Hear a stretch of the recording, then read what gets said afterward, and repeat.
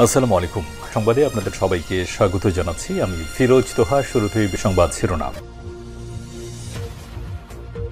দখলদার ইসরায়েলি বাহিনী, ফিলিস্তিন এবং ইরান ভয়াবহ যুদ্ধ চলছে। আর এই মুহূর্তে আমাদের হাতে এসছে যুদ্ধের ভয়ঙ্কর কিছু গুরুত্বপূর্ণ আপডেট সংবাদ। প্রথমেই জানাবো, এখনও ইরানে হামলার স্বপ্ন দেখছে ইসরায়েল। ইসরায়েল আগামী কয়েক মাসের মতো ইরানের পারমাণবিক স্থাপনাগুলোতে সীমিত পরিসরে হলেও হামলার চেষ্টা চালিয়ে যাচ্ছে। যদিও আমেরিকার প্রেসিডেন্ট ডোনাল্ড ট্রাম্প স্পষ্ট করে জানিয়েছেন যে বর্তমানে তার দেশ এই ধরনের কোনো পদক্ষেপের সমর্থন দেবে না, তারপরেও এখনও তারা ইরানে হামলার স্বপ্ন দেখে যাচ্ছে। এরপর জানাবো, ফিলিস্তিনিদের পক্ষে বিক্ষোভে নিষেধাজ্ঞা দিল জর্ডান। ফিলিস্তিনের পক্ষে বা ইসরায়েল বিরোধী বিক্ষোভে নিষেধাজ্ঞা দিয়েছে জর্ডান সরকার। দেশটিতে প্রতি সপ্তাহে সপ্তাহে ফিলিস্তিনিদের পক্ষে বিক্ষোভ কর্মসূচি হতো, সেটিকে নিষেধাজ্ঞা দিয়েছে দেশটির সংবাদ মাধ্যম আরব নিউজ এই তথ্য প্রকাশ করেছে। জানাবো, যুক্তরাষ্ট্রে আবারও ট্রাম্প বিরোধী বিক্ষোভ। প্রেসিডেন্ট ডোনাল্ড ট্রাম্পের সাম্প্রতিক কর্মকাণ্ডগুলোর প্রতিবাদ জানাতে আরও বিক্ষোভে নেমেছে যুক্তরাষ্ট্রের সাধারণ মানুষ। আজ রাজধানীর ওয়াশিংটন ডিসি, নিউ ইয়র্ক এবং শিকাগো সহ প্রধান শহরগুলোতে বিক্ষোভ হয়েছে। এই বিক্ষোভে হাজার হাজার মানুষ অংশগ্রহণ করছে। আগামী 1 মের দিনে আবার তারা বড় বিক্ষোভ কর্মসূচির ঘোষণা দিয়েছে। এদিকে এবার ঢাকায় ফ্লাইট চালু করতে চায় পাকিস্তান এয়ারলাইন্স। ফ্লাই জিন্নার পর এবার ঢাকায় ফ্লাইট চালুর আগ্রহ দেখিয়েছে আরেক পাকিস্তানি বেসরকারি বিমান সংস্থা এয়ার সিয়াল। সম্প্রতি পররাষ্ট্র সচিব জসিম উদ্দিন সাংবাদিকদের এই তথ্য জানিয়েছেন। তিনি বলেন, এয়ার সিয়াল আমাদের কাছে ফ্লাইট চালুর জন্য আবেদন করেছে, বিষয়টি আমরা বিবেচনা করছি। এবং সর্বশেষ জানাবো, ৩ মে হেফাজত ইসলামের মহাসমাবেশের ঘোষণা। আগামী ৩ মে রাজধানীর সোহরাওয়ার্দী উদ্যানে মহাসমাবেশের ডাক দিয়েছে হেফাজত ইসলাম বাংলাদেশ। আজ রাজধানীর institute of diploma engineers Bangladesh IDEB দলটির কার্যনির্বাহী পরিষদের এক গুরুত্বপূর্ণ বৈঠক অনুষ্ঠিত হয়। বৈঠক শেষে প্রেস ব্রিফিংয়ে সমাবেশের কথা জানিয়েছে দলটির মহাসচিব সাজেদুর রহমান। বৈঠকে সভাপতিত্ব করেন হেফাজত ইসলামের আমির শাহ মুহিবুল্লাহ বাবুনগরী। প্রিয় দর্শক, এতক্ষণ শুনছিলেন সংবাদ শিরোনাম, এবারে বিস্তারিত। তবে তার আগে বন্ধুরা, অনুরোধ থাকবে সংবাদটিতে একটি লাইক দিন।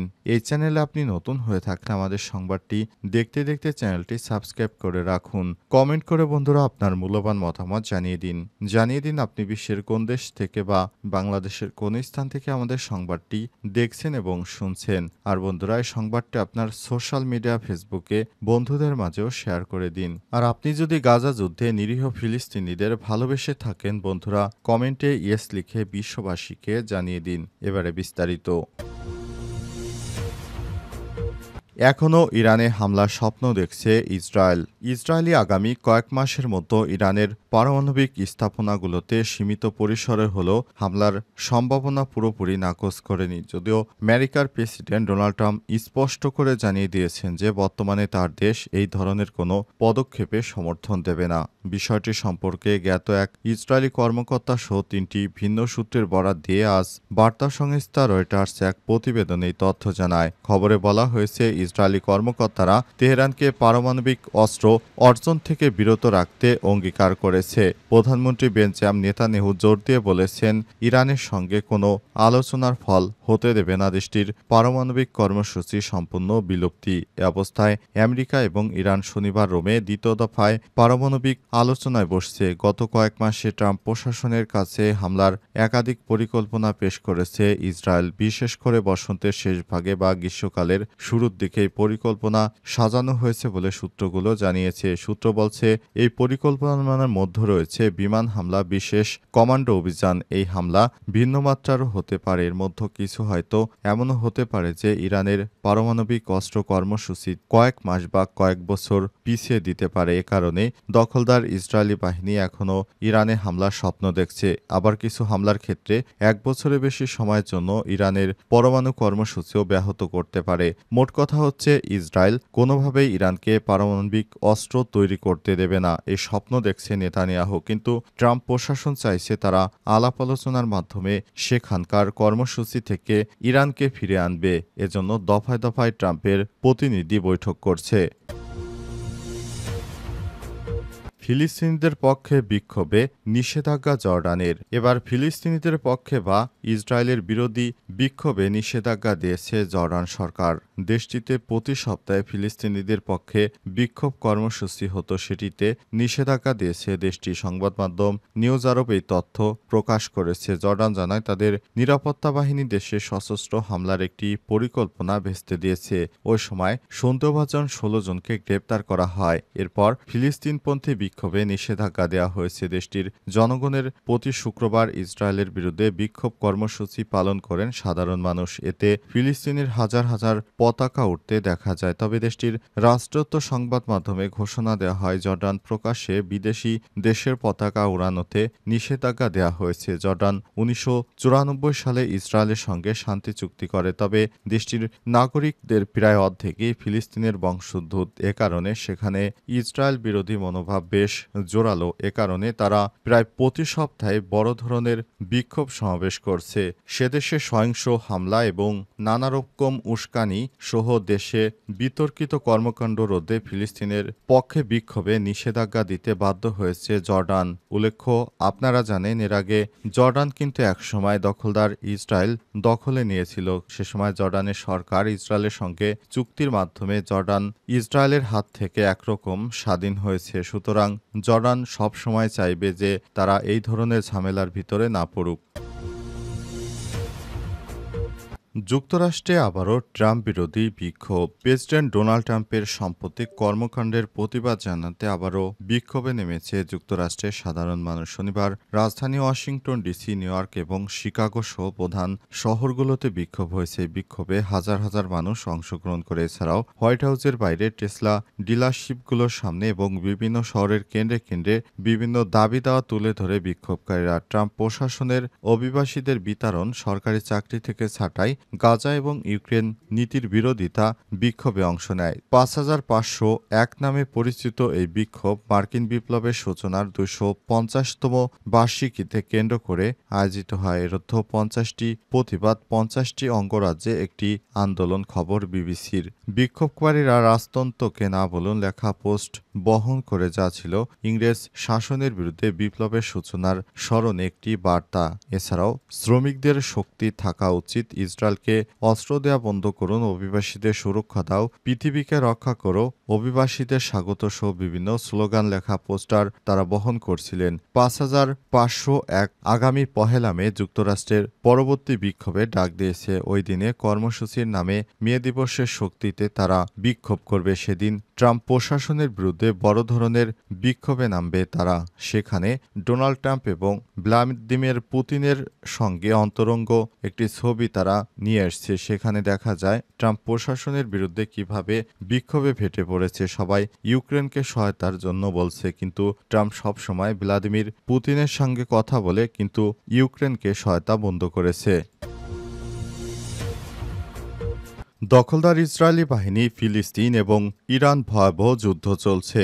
আর এই মুহূর্তে আমাদের হাতে এসছে যুদ্ধের ভয়ঙ্কর কিছু গুরুত্বপূর্ণ আপডেট সংবাদ। প্রথমেই জানাবো, এখনও ইরানে হামলার স্বপ্ন দেখছে ইসরায়েল। ইসরায়েল আগামী কয়েক মাসের মতো ইরানের পারমাণবিক স্থাপনাগুলোতে সীমিত পরিসরে হলেও হামলার চেষ্টা চালিয়ে যাচ্ছে। যদিও আমেরিকার প্রেসিডেন্ট ডোনাল্ড ট্রাম্প স্পষ্ট করে জানিয়েছেন যে বর্তমানে তার দেশ এই ধরনের কোনো পদক্ষেপের সমর্থন দেবে না, তারপরেও এখনও তারা ইরানে হামলার স্বপ্ন দেখে যাচ্ছে। এরপর জানাবো, ফিলিস্তিনিদের পক্ষে বিক্ষোভে নিষেধাজ্ঞা দিল জর্ডান। ফিলিস্তিনের পক্ষে বা ইসরায়েল বিরোধী বিক্ষোভে নিষেধাজ্ঞা দিয়েছে জর্ডান সরকার। দেশটিতে প্রতি সপ্তাহে সপ্তাহে ফিলিস্তিনিদের পক্ষে বিক্ষোভ কর্মসূচি হতো, সেটিকে নিষেধাজ্ঞা দিয়েছে দেশটির সংবাদ মাধ্যম আরব নিউজ এই তথ্য প্রকাশ করেছে। জানাবো, যুক্তরাষ্ট্রে আবারও ট্রাম্প বিরোধী বিক্ষোভ। প্রেসিডেন্ট ডোনাল্ড ট্রাম্পের সাম্প্রতিক কর্মকাণ্ডগুলোর প্রতিবাদ জানাতে আরও বিক্ষোভে নেমেছে যুক্তরাষ্ট্রের সাধারণ মানুষ। আজ রাজধানীর ওয়াশিংটন ডিসি, নিউ ইয়র্ক এবং শিকাগো সহ প্রধান শহরগুলোতে বিক্ষোভ হয়েছে। এই বিক্ষোভে হাজার হাজার মানুষ অংশগ্রহণ করছে। আগামী 1 মের দিনে আবার তারা বড় বিক্ষোভ কর্মসূচির ঘোষণা দিয়েছে। এদিকে এবার ঢাকায় ফ্লাইট চালু করতে চায় পাকিস্তান এয়ারলাইন্স। ফ্লাই জিন্নার পর এবার ঢাকায় ফ্লাইট চালুর আগ্রহ দেখিয়েছে আরেক পাকিস্তানি বেসরকারি বিমান সংস্থা এয়ার এয়ার সিয়াল। সম্প্রতি পররাষ্ট্র সচিব জসিম উদ্দিন সাংবাদিকদের এই তথ্য জানিয়েছেন। তিনি বলেন, এয়ার সিয়াল আমাদের কাছে ফ্লাইট চালুর জন্য আবেদন করেছে। বিষয়টি আমরা বিবেচনা করছি। এবং সর্বশেষ জানাবো ৩ মে হেফাজত ইসলামের মহাসমাবেশের ঘোষণা। আগামী ৩ মে রাজধানীর সোহরাওয়ার্দী উদ্যানে মহাসমাবেশের ডাক দিয়েছে হেফাজত ইসলাম বাংলাদেশ। আজ রাজধানীর institute of diploma engineers Bangladesh IDEB দলটির কার্যনির্বাহী পরিষদের এক গুরুত্বপূর্ণ বৈঠক অনুষ্ঠিত হয়। বৈঠক শেষে প্রেস ব্রিফিংয়ে সমাবেশের কথা জানিয়েছে দলটির মহাসচিব সাজেদুর রহমান। বৈঠকে সভাপতিত্ব করেন হেফাজত ইসলামের আমির শাহ মুহিবুল্লাহ বাবুনগরী। প্রিয় দর্শক, এতক্ষণ শুনছিলেন সংবাদ শিরোনাম, এবারে বিস্তারিত। তবে তার আগে বন্ধুরা, অনুরোধ থাকবে সংবাদটিতে একটি লাইক দিন। এই চ্যানেলে আপনি নতুন হয়ে থাকলে আমাদের সংবাদটি দেখতে দেখতে চ্যানেলটি সাবস্ক্রাইব করে রাখুন। কমেন্ট করে বন্ধুরা আপনার মূল্যবান মতামত জানিয়ে দিন আপনি বিশ্বের কোন দেশ থেকে বা বাংলাদেশের কোন স্থান থেকে আমাদের সংবাদটি দেখছেন এবং শুনছেন। আর বন্ধুরা, এই সংবাদটি আপনার সোশ্যাল মিডিয়া ফেসবুকে বন্ধুদের মাঝেও শেয়ার করে দিন। আর আপনি যদি গাজা যুদ্ধে নিরীহ ফিলিস্তিনিদের ভালোবেসে থাকেন বন্ধুরা, কমেন্টে ইয়েস লিখে বিশ্ববাসীকে জানিয়ে দিন। এবারে বিস্তারিত। আগামী ৩ মে হেফাজত ইসলামের মহাসমাবেশের ডাক। আগামী ৩ মে রাজধানীতে সোহরাওয়ার্দী উদ্যানে মহাসমাবেশের ডাক দিয়েছে বাংলাদেশ হেফাজত ইসলাম। রোববার ২০ এপ্রিল রাজধানীর institute of diploma engineers Bangladesh IDEB দলটির কার্যনির্বাহী পরিষদের এক গুরুত্বপূর্ণ বৈঠক অনুষ্ঠিত হয়। বৈঠক শেষে প্রেস ব্রিফিংয়ে মহাসমাবেশের কথা জানায় দলটির মহাসচিব সাজেদুর রহমান। বৈঠকে সভাপতিত্ব করেন হেফাজত ইসলামের আমির শাহ মুহিবুল্লাহ বাবুনগরী। বৈঠকে বাংলাদেশ খেলাফতে মজলিসের মহাসচিব ও হেফাজত ইসলামের বাংলাদেশের যুগ্ম সদস্য সচিব মাওলানা মামুনুল হক বলেছেন, ফ্যাসিবাদী আওয়ামী লীগের আমলে হেফাজতের বিরুদ্ধে করা মিথ্যা মামলা প্রত্যাহার, ২০১৩ সালে শাপলা চত্বরে গণবিক্ষোভের বিচার করতে হবে, নারী সংস্কার কমিশনের ধর্মীয় বিধান, ইসলামী উত্তরাধিকার আইন এবং পারিবারিক বৈষম্য প্রস্তাব ও কমিশন বাতিল করতে হবে। তা না হলে ৩ মে পরবর্তী কর্মসূচি ঘোষণা করা হবে। এছাড়াও ভারতীয় ওয়াকফ আইন ও ফিলিস্তিনি গণহত্যার প্রতিবাদে আগামী মঙ্গলবার থেকে এক সপ্তাহ গণসংযোগ ও আগামী ২৫ এপ্রিল বাদ জমা প্রতি জেলা উপজেলা বিক্ষোভ করবে বলে ঘোষণা দেয় দলটি।